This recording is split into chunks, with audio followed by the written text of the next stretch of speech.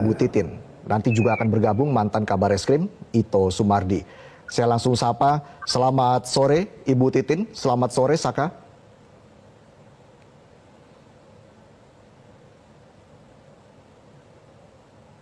Nah, Ibu ini, Titin, apakah bisa Ibu Titin sebagai pengacaranya, ya, pengacara di salah satu tersangka ya, yang udah bebas. Ya. Dan Saka Tatal ini sebagai pelakunya, ya, yang waktu tahun 2016 dia masih di bawah umur dan divonis 8 tahun penjara karena dapat remisi, akhirnya selama 4 tahun dibebaskan. Nah, kita simak. dengar suara saya? Selamat sore. Bisa, Pak. Baik. Selamat sore, Bapak. Assalamualaikum. Selamat, Laptopnya. Waalaikumsalam. Selamat sore Saka. Waalaikumsalam warahmatullahi. Waalaikumsalam. Saka, Waalaikumsalam. kapan tepatnya kamu bebas dari penjara? Tahun 2020 bulan 4. 2020 bulan 4 berarti kan udah 4 tahun kan. Bulan 4. Sekarang 2024 bulan 6. Itu udah 4 tahun lebih berarti kan.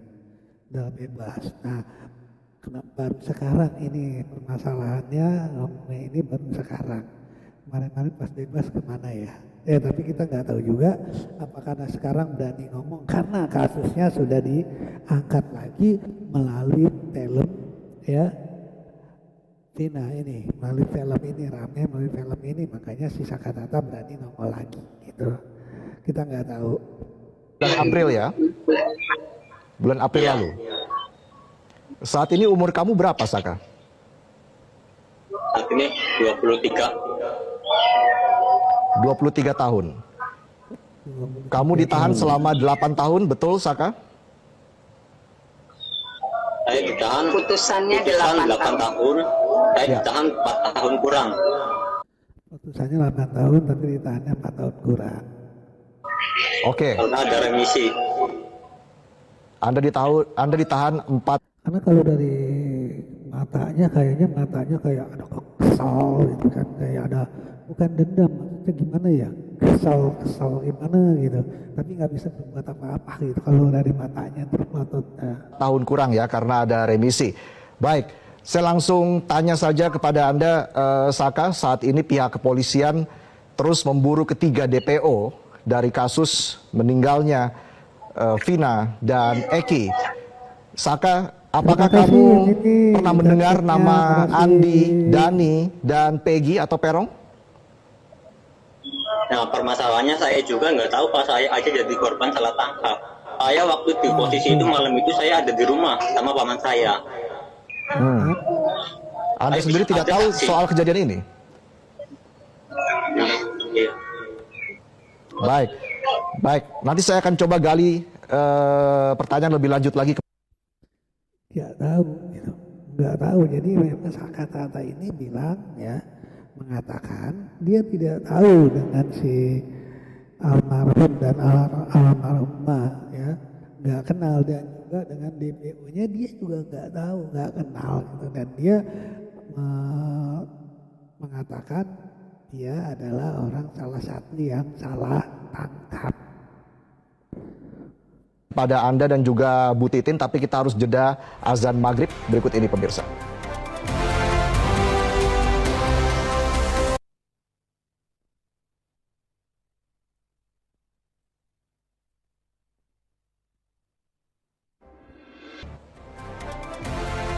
Pemirsa, Anda kembali di Prime Time News dan sudah bergabung bersama kami mantan Kabar Eskrim Ito Sumardi. Selamat malam Pak Ito. Selamat malam, Mas Reza.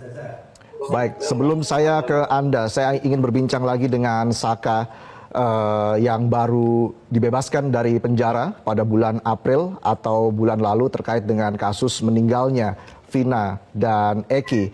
Saka, jadi Oh, malah kasihan kalau salah tangkap ya.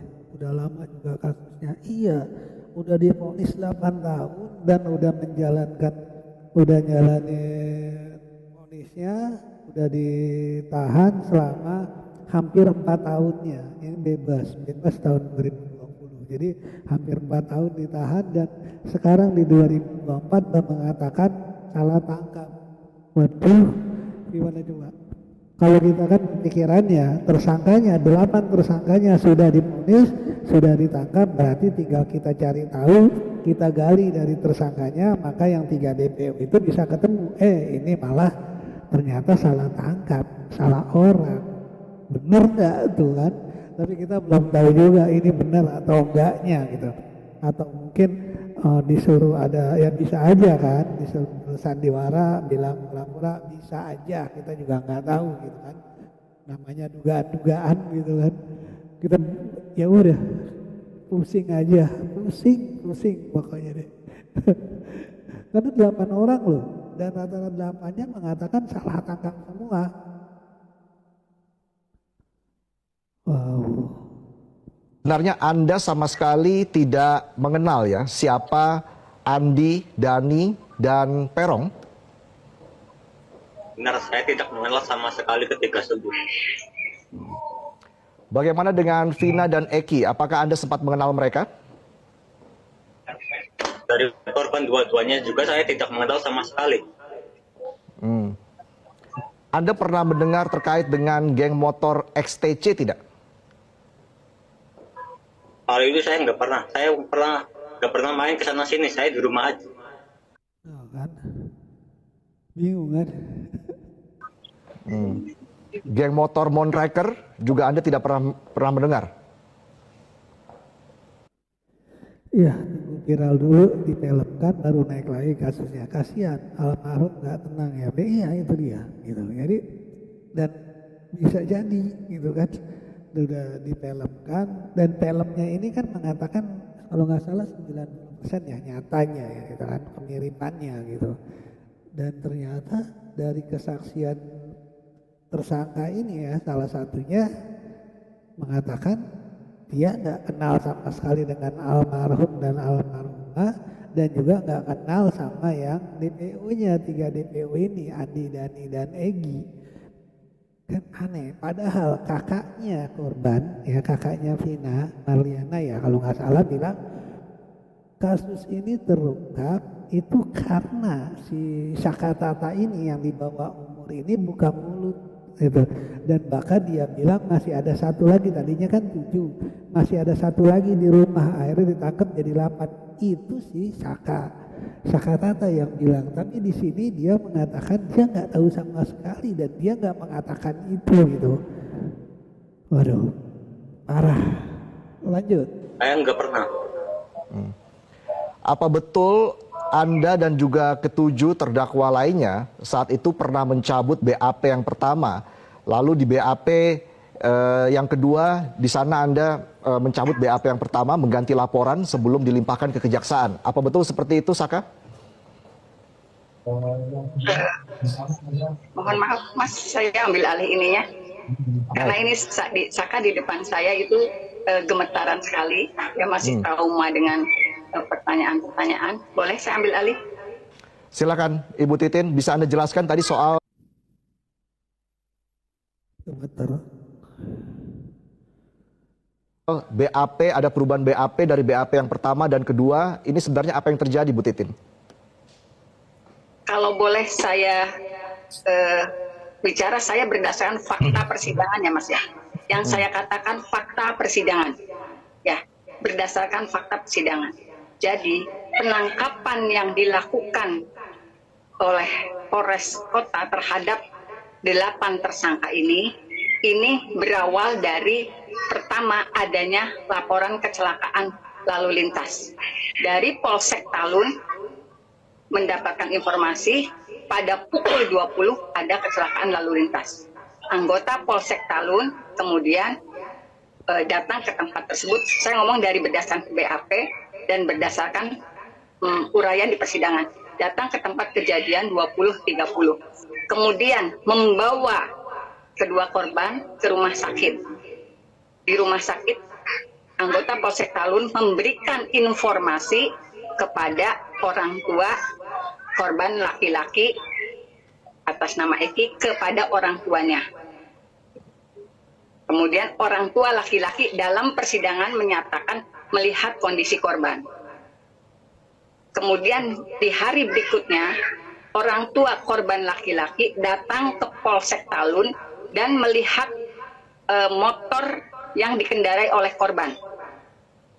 Itu diuraikan dalam persidangan. Kemudian orang tua korban laki-laki melihat sebagai polisi memiliki insting anaknya meninggal dunia dengan korban lain meninggal dunia, tetapi motor itu kelihatan tidak rusak parah.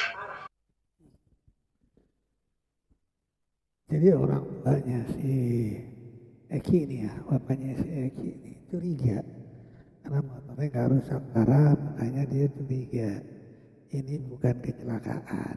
Gitu. Ini bukan kecelakaan. Dan kenapa orang tuanya indikasi seperti itu, curiganya seperti itu? Karena kalau nggak salah ya, sebulan yang sebelumnya, sebelum kecelakaan ini, kejadian ini, si Eki ini sempat ribut gitu. Mungkin itu yang dikatakannya. Diuraikan dalam persidangan, dia merasa curiga ini bukan kecelakaan. Waktu itu saya sempat bertanya, kenapa Bapak punya pikiran anak Bapak bukan kecelakaan, saudara saksi? Saudara saksi menjawab di persidangan, karena 1 bulan sebelum terjadinya anak saya meninggal, itu anak saya pernah berkonflik dengan orang lain. Karena itu jadi anaknya pernah konflik dengan orang lain 1 bulan sebelumnya. Dengan asumsi pikiran itu, sebagai orang tua, dia menelusuri jalan 500 meter ke arah flyover Talun, 500 meter mendekati SMP 11. Ini semua dikomunikasikan di dalam ruang sidang. Kemudian ketika keesokan harinya dia menelusuri jalan itu, dia bertemu dengan Aep dan Dede di perempatan jalan menuju ke SMP 11 pada pukul 14. Kalau nggak salah. Aep dan Dede ini hadir di persidangan tidak, Bu Titin? Siapa? Aep Hadir dan di Dede ini persidangan, apakah? Bapak. Makanya pertanyaannya itu pertanyaan ke saksi Bapak Rudiana. Dan itu penjelasan Bapak Rudiana di muka sidang. Nah kan yang jadi tanda tanya si Aep dan si Dede ini siapa? Karena nggak dihadirkan pada saat persidangan. Padahal dia saksi kuncinya. Dia yang menunjuk si tersangkanya ini. Dia yang mengenalinya gitu. Tapi nggak diajak ke persidangan. Sudah ditanyakan juga tapi jawabannya adalah sulit ditemukan. Nah lu bingung kan? Kepada Aep dan Dede, Bapak Rudiana sebagai saksi memperlihatkan foto motor anaknya dengan menanyakan apakah pernah melihat pada malam minggu ini motor seperti ini. Oleh Aep dan Dede dinyatakan melihat. Apakah terjadi kejar-kejaran? Aep dan Dede mengatakan, ya, motor ini dikejar. Siap. Melihat nggak pelakunya? Dari BAP, Aep dan Dede menjelaskan secara rinci siapa saja pelakunya. Dari belahan rambutnya, lonjong wajahnya, semua dijelaskan. Sampai termasuk nopol-nopolnya. Kemudian, saudara saksi menyatakan, di persidangan saksi menyatakan, kalau melihat yang disebutkan tadi, tolong informasikan ke saya. Dia ngasih nomor telepon kepada Aep dan Dede. Itu yang disampaikan di persidangan. Kemudian pada jam 17, itu kan ketemu Aep dan Dede jam 14. Di jam 17, Aep dan Dede menelepon Bapak Rudiana. Itu 14, 15, 16, 17. keterangan yang disampaikan di persidangan. Dikatakan Bapak yang dimaksud sudah terkumpul di depan SMP 11. Baik. Dari penurutan saksi Bapak Rudiana, dia akhirnya memanggil anggotanya untuk datang ke tempat itu. Kebetulan pada saat anggota datang, Saka baru saja mengisi bensin motor. Ya Saka begitu. Ya, benar. Mengisi bensin motor dan menghampiri anak-anak yang ada di situ. Dan dia ikut ditangkap. Jadi ceritanya seperti itu. Jadi maksud Anda apa, penangkapannya itu juga Ibu Titin? terkoordinasi di ruang sidang tanpa ada surat penangkapan. Tanpa ada surat penangkapan. Ya, 4 jam ya. Pembunuhan berencana dapat ditemukan, tersangkanya dapat tertangkap dalam jangka waktu 4 jam. Mantap. Mantap, mantap. Jadi maksud Anda apa? Apakah ada rekayasa dalam penuntutan ini? Ya, karena antara tuntutan dan BAP itu tidak ada kesesuaian. Baik. BAP dari saksi ahli. Dari saksi ahli. Saya tidak ngomong BAP yang lain. Dari saksi ahli, dari dokter yang pertama menerima mayat korban dengan tuntutan ada ketidaksesuaian yang sangat jauh. Artinya juga Anda tidak melihat surat dari Polsek Talun yang menyatakan bahwa 2 orang ini, Vina dan Eki, meninggal karena kecelakaan. Ini disampaikan di persidangan begitu? Di persidangan di Polsek Talun. Karena di tuntutannya itu pada korbannya ya si Eki ya, itu ada luka tusuk di bagian dada dan bagian perut dengan samurai pendek. Tapi di BAP-nya, forensiknya itu enggak ada. Itu ada luka benda tumpul ya, kan benda tumpul.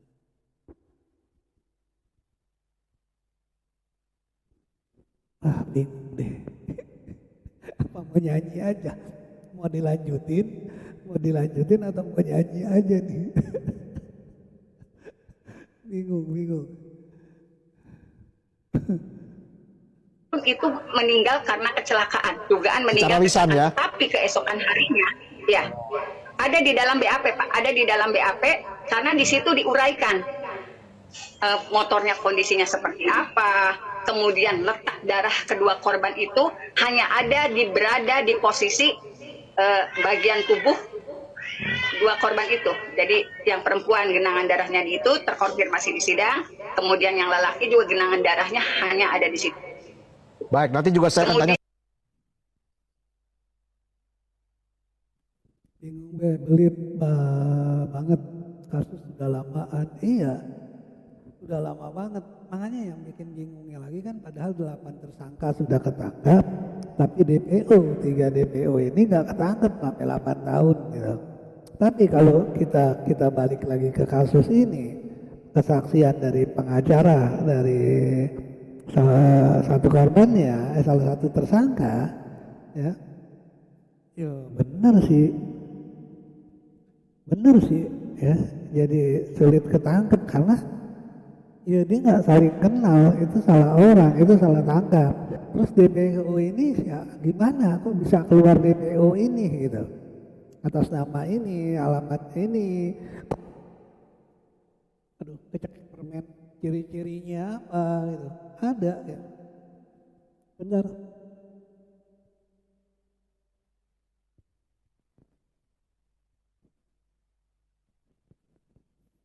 Saking bingungnya sampai kecekek permen.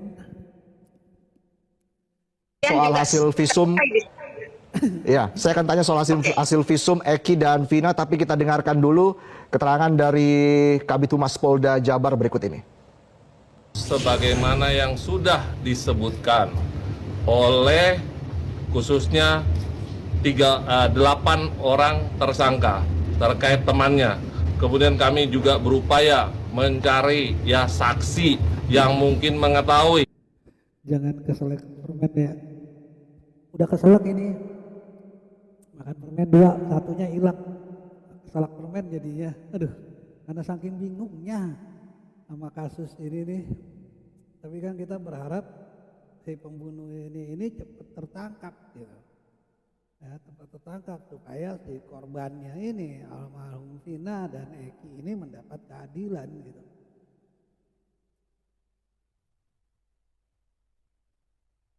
Terkait dengan ciri-ciri ketiga tersangka DPO ini, kami terus berupaya mencari keberadaannya, identitas. Nah kalau dari Saka Tata ini dia juga bingung, orang nggak kenal, saya nggak ngomong gitu. Identitas yang sebenarnya ya, termasuk keluarganya, alamat pastinya. Nah, itu kami terus mencari. Jadi himbauan kami, bila mana rekan-rekan warga masyarakat mengetahui, tolong agar dapat menginformasikan kepada kami untuk dapat kami proses, kami ungkap kasus ini. Saya kembali akan bertanya kepada Saka, Ibu Titin. Saka, apakah sudah ada pihak kepolisian yang menemui kamu sejauh ini? Sudah ada. Sudah ada? Apa keterangan yang digali oleh pihak kepolisian, Saka?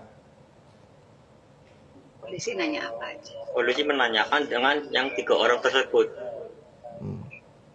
Anda Ya berharap besar ya, seperti itu, berharap besar seperti itu biar ada keadilan buat korban.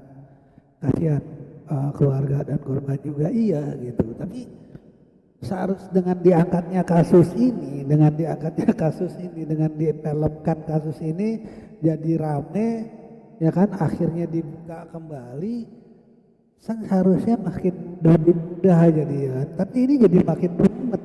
Tapi ini makin rumit gitu, malah makin pusing, malah makin kok jadi begini gitu kan. Tapi kita nggak tahu rencananya ya dibalik orang dibalik kasus ini rencananya, atau dihadirkan si pengacara dan salah satu tersangka ini hanya untuk mempersulit atau gimana, kita juga nggak tahu kan ya, namanya juga rencana orang, kita nggak tahu gitu. Kita nggak tahu, tapi kan ini bikin nambah pusing dirinya. Kok tahu apalagi udah salah satu korbannya sudah menjalankan hukumannya gitu kan. Terus setelah itu baru sekarang bicara gitu, kalau itu kasus salah tangkap. Tapi bisa jadi karena rame gitu, karena diangkat kembali, kan bisa jadi seperti itu. Tapi kalau kata si pengacaranya, Bu Titin ini sudah berusaha, sudah mencoba, tapi tetap mentok kan. Nah kalau pas rame ini momennya lagi, makanya dia hadir lagi, nongol lagi dan menjelaskan detailnya lagi gitu. menjawab? Saya tidak tahu. Saya aja jadi korban. Baik, saya langsung ke Saka, saya langsung ke Pak Ito. Jalur hukum ya, baik kepada penyidik maupun penuntut umum ataupun keputusan daripada hakim. Nah sekarang kalau kembali masalah DPO, saya yakin bahwa teman-teman ya dari kepolisian Polda Jabar ya didukung oleh Bareskrim akan dapat dengan cepat mendapatkan daripada 3 orang yang diduga terlibat sebagai pelaku. Tapi tentunya kita belum bisa mengatakan apakah mereka itu betul-betul terlibat dalam kasus itu sebelum ada pemeriksaan daripada penyidik yang lebih mendalam dan dikaitkan dengan pelaku-pelaku yang lain ya. Kalau untuk kasus yang saat ini sedang viral, saya kira mungkin banyak pihak-pihak yang menyampaikan asumsi ataupun spekulasi, sebaiknya mungkin sebagaimana permintaan orang tua daripada korban lelaki ya, yaitu saudara Eki, yang kebetulan anggota polisi, saya kira sebaiknya kita percayakan dengan kepolisian yang saat ini sedang menangani, dan yakinlah bahwa kasus ini sudah menjadi perhatian daripada masyarakat dan tentunya perhatian dari pimpinan Polri maupun Kompolnas, dan kita akan kawal terus, mudah-mudahan akan ada titik terang. Kalau memang betul tidak bersalah, tempuhlah jalur hukum, dan saya yakin di negara kita hukum ini masih ada. Demikian Mas Reza. Baik, jadi yang menjadi pertanyaan di sini adalah kasus ini sudah 8 tahun, yang jelas sudah kasasi begitu ya. Kenapa masih ada DPO? Ya. Begitu ya Pak Ito? Ya, kalau DPO itu memang salah penanganan kasus itu banyak yang pengalaman saya dulu sebagai Kabareskrim yang belum lengkap karena ada beberapa yang diduga pelaku ataupun saksi ataupun yang terlibat itu belum dapat diamankan. Nah, untuk kasus ini kan berdasarkan dari keterangan penyidik itu kan dilakukan oleh 11 orang ya. Saya juga tidak tahu bagaimana penetapan itu, tapi tentunya ini adalah sudah didasarkan kepada keterangan daripada saksi-saksi. Adapun pencabutan berita acara pencabutan berita acara masing-masing tersangka itu saya kira itu sudah merupakan satu ranah yang memang merupakan hak dari tersangka dan hakim pun tentunya sudah mempertimbangkan dan kita juga bisa juga mempercayai bahwa kalau memang ini hakim tidak yakin pasti hakim tidak akan memutuskan hukuman yang maksimal ya kan hukuman kan seumur hidup maksimal apalagi Iya, ini kan hakimnya udah kayak yakin dengan putusannya karena hukuman seumur hidup. ada yang merasa salah tangkap tentunya silakan mungkin bisa menempuh jalur hukum untuk bisa mendapatkan keadilan. Saya kira itu mungkin, Mas. Baik, saya langsung ke Bu Titin lagi. Bu Titin, menurut kakak dari almarhum Vina Mariana, Saka ini adalah orang pertama yang membongkar rencana kekejaman. Nah, ini dia kan, menurut kakaknya tuh yang saya tadi bilang kan, menurut kakaknya si Saka ini orang yang pertama ngebongkar kasus ini gitu, yang buka mulut gitu. Para pelaku terhadap Vina dan Eki. Ketika ditangkap, saat itu ada tujuh orang tersangka dan Saka ini memberitahu tempat persembunyian satu tersangka lainnya sehingga saat ini ada 8 terdakwa yang ditahan namun Saka saat ini sudah bebas begitu. Apakah ini bisa Anda konfirmasi, Bu Titin? Saka, betulkah seperti itu? Tidak benar semuanya. Saya nggak pernah bilang apa-apa. Nggak benar. Nggak benar semuanya, saya nggak pernah bilang apa-apa. Nah, dalam pengakuan itu, direkam nggak ya? Dalam pembicaraan itu direkam nggak sih? Kalau misalnya di penyelidikan gitu? Bapak nggak tahu. Bapak nggak tahu. Saya malah jadi korban. Saya dipukulin, disiksa, dijejak, sampai disetrum, suruh mengakui apa yang bukan saya lakukan. Siapa yang menyiksa kamu, Tiap Saka? hari kayak gitu, dipukulin. Tiap hari dipukulin, ya, disiksa sampai disetrum. Ya bisa jadi dia mengakui karena nggak tahan dengan siksaan, gitu kan?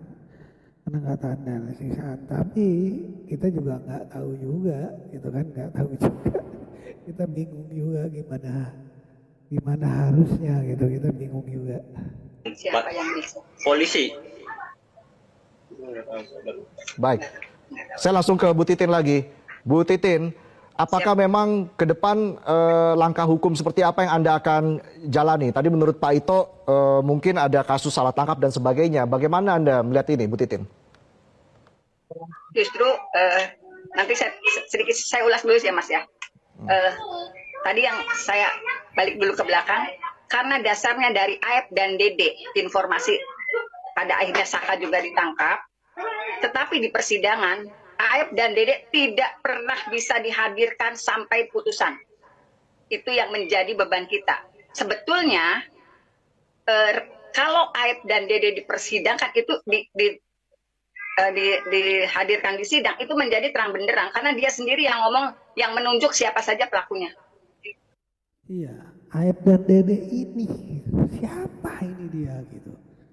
Dia bisa nunjuk siapa pelakunya, tapi dia nggak dihadirkan di persidangan gitu dengan alasan sulit ditemukan. Padahal kan di dalam BAP pasti ditanya sebagai saksi, pasti ditanya juga tinggalnya di mana, alamatnya di mana, juga pasti tahu identitasnya gitu. Tapi pada saat diminta dihadir di persidangan, kok nggak hadir. Alasannya sulit didatangkan, sulit ditemukan. Makin, aduh. Tetapi tidak pernah dihadirkan dalam persidangan. Sebenarnya ketika Itu saat yang kejadian menjadi- itu posisi Saka ada di rumah, seperti itu menurut Anda? Waktu tanggal 27 lagi ada di mana? Waktu Lagi ada di rumah. Main sama teman ada di rumah.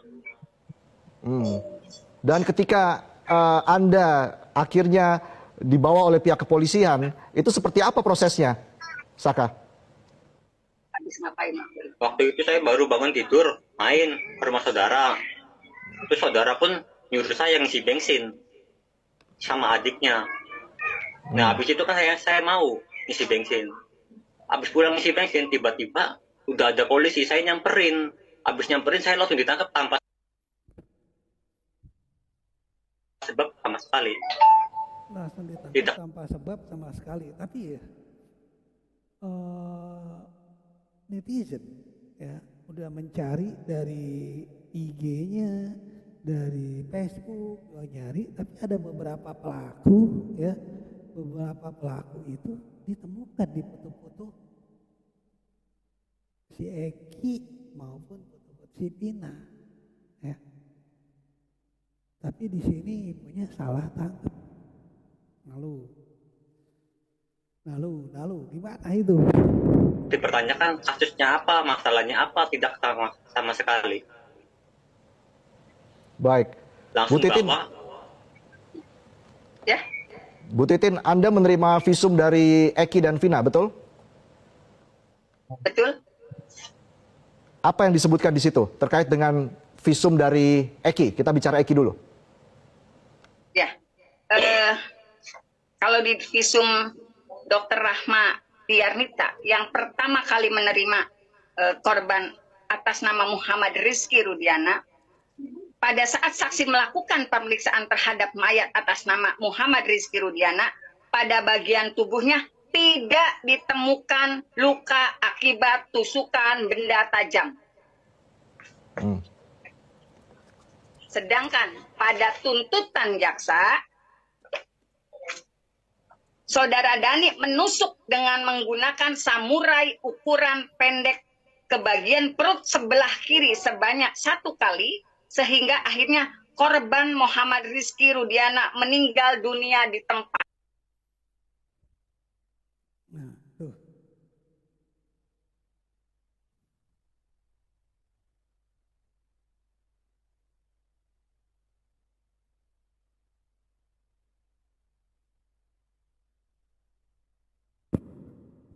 Awal mungkin Jadi ada perbedaan sebab kematian antara dokter yang memeriksa jenazah dan hasil otopsi dengan tuntutan jaksa penuntut umum.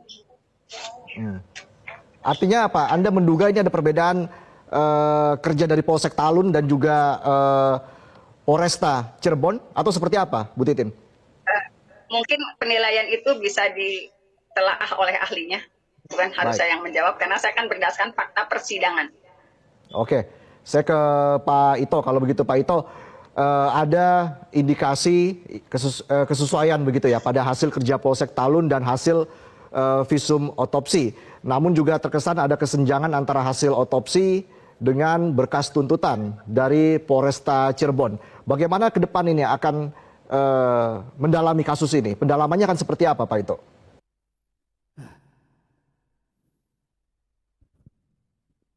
Kalau gitu kita goyang dulu. Otopsi dengan berkas tuntutan dari Polresta Cirebon. Bagaimana ke depan ini akan mendalami kasus ini? Pendalamannya akan seperti apa Pak Ito? ya baik, mungkin kalau ingat dengan kasus Brigadir Yosua ya Mas ya. Visum itu juga bisa ada perbaikan dari hasil otopsi apabila ditemukan kecurigaan-kecurigaan yang diperoleh dari hasil keterangan para tersangka.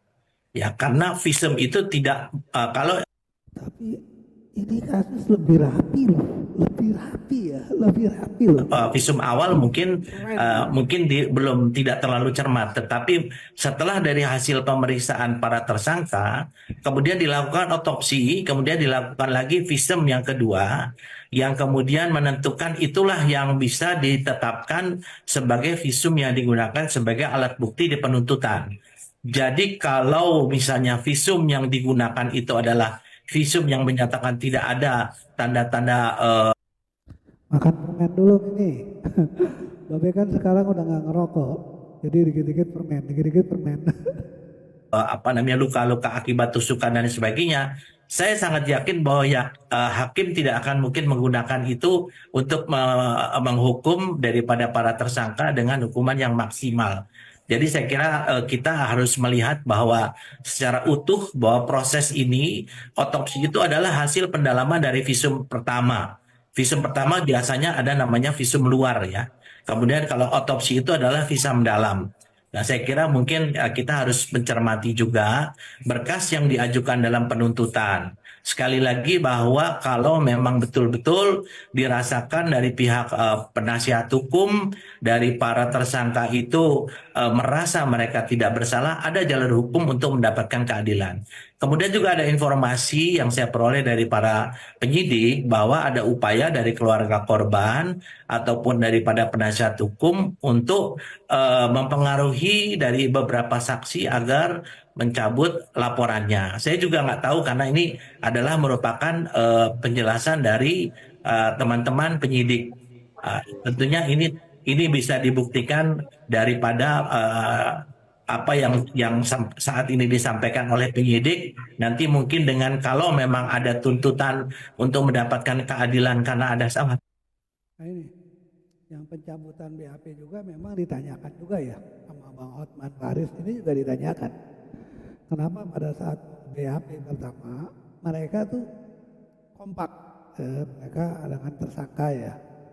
Tapi pada saat naik itu BAP-nya itu ada di akhir ya, itu ada pencabutan gitu. Kalau nggak salah seperti itu. Kalau nggak salah. Tangkap. Nah, nanti hakim akan menentukan kira-kira yang betul yang mana. Demikian. Baik, apakah sesulit itu Pak Ito untuk melacak jejak digital dari para ketiga DPO ini Pak? Hambatannya ada di mana kalau Anda lihat ini? Kalau menurut saya, Mas, ini semuanya adalah dari kelemahan manajemen penyidikan ya. Mungkin penyidik sudah puas dengan apa yang diungkap, yaitu telah berhasil menangkap ataupun memajukan 8 orang yang diduga adalah pelaku sampai mendapatkan keputusan pengadilan. Kemudian biasanya ya Mas, biasanya saya juga pengalaman bahwa karena ini adalah kelompok ya, kelompok daripada pelaku yang diduga pelaku. Saya tidak mengatakan bahwa saudara Saka ini juga Diduga, tapi kan udah diponis masih bahas diduga sih, dan udah menjalankan ponisnya gitu, hukumannya gitu, terutama si Saka ya, dan yang lainnya pada lagi menjalankan gitu. Dan si Saka sudah menjalankan gitu, sudah selesai menjalankan ponisnya, masih diduga. salah atau benar tidak, karena ini kan saya bicara berdasarkan kebiasaan ya. Kalau pelaku itu berkelompok, ada mereka yang solidaritas saling menutupi. Kemudian kalau sudah terlanjur untuk menyampaikan, mencabut kembali ya. Tentunya ini akan menjadi pertimbangan daripada hakim untuk bagaimana memutuskan apakah ya hakim ini yakin pelaku itu betul-betul melakukan atau tidak. Karena yang saya dengar mereka semuanya mencabut berita acara pemeriksaan ya di pengadilan, sehingga masalah ini adalah sudah masuk dalam ranah keputusan hakim ya. Tapi kalau untuk penyidik itu dasarnya kemarin pada saat saya menanyakan kepada Direktur Kriminal Umum Polda Jabar, itu sudah mendasarkan kepada hasil autopsi. Bukan yang tadi disampaikan oleh penasihat hukum hanya dari visum dokter yang mengatakan tidak ada luka sama sekali.